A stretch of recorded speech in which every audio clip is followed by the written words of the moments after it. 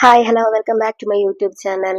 അപ്പോൾ കുറേ കാലമായിട്ടോ നമ്മൾ വീഡിയോ ഒക്കെ എടുത്തിട്ട്, അപ്പം ഞാൻ കരുതി ഒരു ചെറിയ വീഡിയോ എടുക്കാമെന്ന്. അപ്പോൾ ആദ്യമേ തന്നെ പറയാം, എനിക്ക് നല്ല കഫക്കെട്ടുണ്ട്. അപ്പോൾ വോയിസ് ഒക്കെ ചെറിയ മാറ്റം ഉണ്ടാവും. അപ്പോൾ എല്ലാവരും ക്ഷമിക്കാട്ടോ.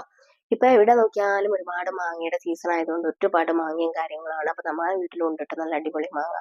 അപ്പം ഞാൻ കരുതി എന്തായാലും വേണ്ടില്ല. അപ്പോൾ കുഞ്ഞുങ്ങൾ വെക്കേഷനും കാര്യങ്ങളൊക്കെ ആയിട്ട് വീട്ടിലുണ്ടല്ലോ. അപ്പോൾ ഇപ്പോൾ ചൂടുമാണ്. അപ്പം ഞാൻ കരുതി എന്തായാലും ഒരു മാംഗോ ഐസ്ക്രീം ഉണ്ടാക്കാമെന്ന്.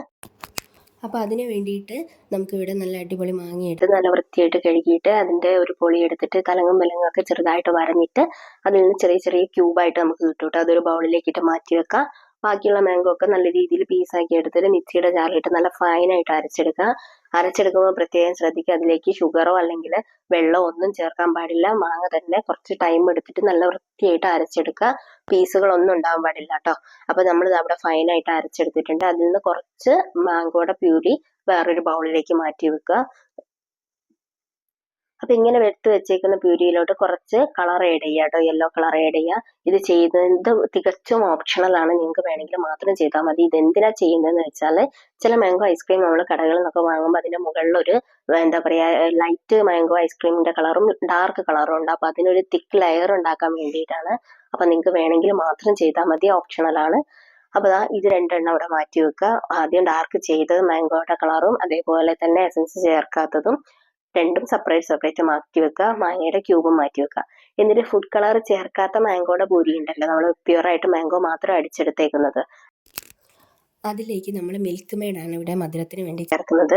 അപ്പോൾ മിൽക്ക് മെയ്ഡ് അതിലേക്ക് ചേർക്കാം. ഞാനൊരു ചെറിയ മിൽക്ക് മെയ്ഡാണ് കേട്ടോ എടുത്തേക്കുന്നത്. അത് കുറേശ്ശെയായിട്ട് കുറച്ച് ഒഴിച്ചു കൊടുത്തിട്ട് നല്ല രീതിയിൽ ബ്ലെൻഡ് ചെയ്തെടുക്കുക. നമ്മളൊരു സ്പാച്ചിലോ അല്ലെങ്കിൽ സ്പൂണോ വെച്ച് ഇളക്കുന്നതായിരിക്കും നല്ലത്. അതവിടെ മാറ്റി വെക്കുക. നമുക്ക് പിന്നെ ചെയ്യാനുള്ളതിന് വേണ്ട ക്രീം ഉണ്ടാക്കണം. അതിന് വേണ്ടിയിട്ട് വിപ്പിംഗ് ക്രീമാണ് എടുത്തേക്കുന്നത്. വിപ്പിംഗ് ക്രീം ഫ്രീസറിൽ വെച്ച് നല്ല തണുത്ത ഉറഞ്ഞു കിടക്കുന്ന വിപ്പിംഗ് ക്രീമാണ്. അതുപോലെ നമ്മുടെ ഇതിൻ്റെ ബീറ്ററിൻ്റെ ബ്ലേഡും ഈ ഒരു ബൗളും ഞാൻ ഫ്രീസറിൽ കുറച്ച് സമയം വെച്ചെടുക്കുന്നതാണ് കേട്ടോ. അപ്പം അതിലേക്ക് വിപ്പിംഗ് ക്രീം ഇട്ടിട്ട് നല്ല രീതിയിൽ ബീറ്റ് ചെയ്യുക. ഈ ഒരു ബൗളും ബ്ലേഡും ഫ്രീസറിൽ വെക്കുന്നത് എന്താണെന്ന് വെച്ചാൽ നമ്മൾ ബീറ്റ് ചെയ്യുന്ന സമയത്ത് ഇത് പെട്ടെന്ന് തന്നെ മെൽറ്റായി പോകാണ്ടിരിക്കാൻ വേണ്ടിയിട്ടാണ്. അങ്ങനെ ബീറ്റ് ചെയ്ത വിപ്പിംഗ് ക്രീമിൻ്റെ അകത്ത് നിന്ന് കുറച്ച് വിപ്പിംഗ് ക്രീം വേറൊരു ബൗളിലൊക്കെ ഇട്ടിട്ട് മിൽക്ക് മെയ്ഡ് വെച്ച് സെറ്റാക്കി വെച്ച് നമ്മുടെ മാംഗോയുടെ പ്യൂരി ഉണ്ടല്ലോ അത് കുറേശ്ശെയായിട്ട് ഇട്ടിട്ട് ഒരു സ്പാച്ചിലോ സ്പൂണോ വെച്ചിട്ട് നല്ല രീതിയിൽ ഇളക്കിയെടുക്കുക കേട്ടോ.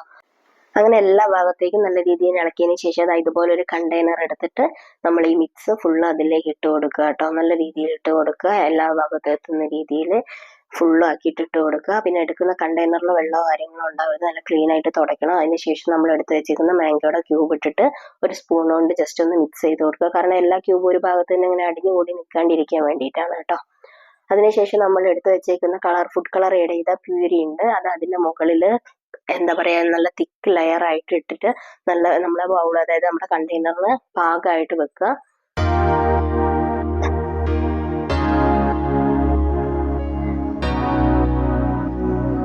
എന്നിട്ട് ഒരു സ്പാച്ചിൽ വെച്ചിട്ട് നല്ല വൃത്തിയായിട്ട് അത് കവർ ചെയ്യുക കേട്ടോ, എല്ലാ ഭാഗത്തും എത്തുന്ന രീതിയിൽ. ഇതാണ് നമ്മുടെ ഫൈനൽ ലുക്ക്. ചെറുതായിട്ടൊന്ന് തട്ടിക്കൊടുക്കുക, എയർ ബബിൾ ഉണ്ടെങ്കിൽ പോകാൻ വേണ്ടിയിട്ടാണ്.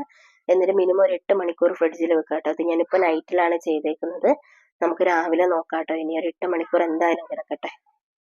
ഇതിപ്പോൾ ഏകദേശം ഒരു 8 മണിക്കൂറല്ല, 8 മണിക്കൂറിന് മുകളിലായി. ഒരു 8 മണിക്കൂർ ആയ സമയത്ത് മക്കൾ ജസ്റ്റ് ഓപ്പൺ ചെയ്ത് നോക്കിയായിരുന്നു കേട്ടോ. അതുകൊണ്ടാണ് സൈഡിലൊക്കെ എടുത്തതായിട്ട് കാണുന്നത്. അപ്പം ഞാൻ വീഡിയോ എടുക്കാത്തത് കൊണ്ട് രണ്ടാമത് വീഡിയോയ്ക്ക് വേണ്ടിയിട്ട് വീണ്ടും എടുക്കുകയാണ്. അപ്പോൾ അത് നല്ല കറക്റ്റായിട്ട് കിട്ടിയിട്ടുണ്ട്. നമ്മുടെ സംഭവം കറക്റ്റാണ്, അടിപൊളിയാണ്.